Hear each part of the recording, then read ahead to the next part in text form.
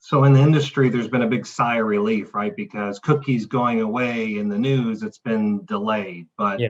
what you're teaching us today is there's a lot of work companies need to do on their own first party data. And are you seeing some companies step in, even though the deadline's gotten extended? Have you seen some companies stepping in and trying to get that put together? Yeah, of course, it depends on the size and scale of the advertisers. I think typically, as humans, we find it hard to act way ahead of time, even if there is a doomsday, date in mind. It's hard for us to act when we don't have any day-to-day real pain, right? So I think that's one of the things that is true probably in human nature, but certainly true here. How are you getting most people to act?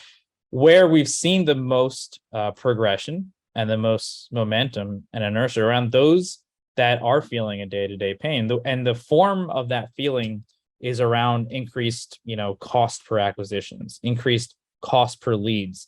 The way that they could stretch a dollar, 5 years ago, not able to stretch that same dollar or stretch that dollar the same way now, because it's just harder to find that list. It's harder no matter where you put your media, no matter who has the most amazing, incredible, brilliant audiences, third-party audiences in the world. It's really hard to go find people with certain behaviors. And so what ends up happening is that even though Chrome is still using cookies and they've punted, there's a lot of people on the iPhones, a lot of people using Safari, people using Firefox, people who do have different settings on their phone or even on their Chrome browsers. Even if the default has been kicked, a lot of people have been changing things. So those that feel that pain are certainly where we're seeing the most momentum in the market. And then also those that have a clear kind of business plan, right? Business vision, and say, hey, we have a 3-year plan. We know that, powerful quality audiences and first party data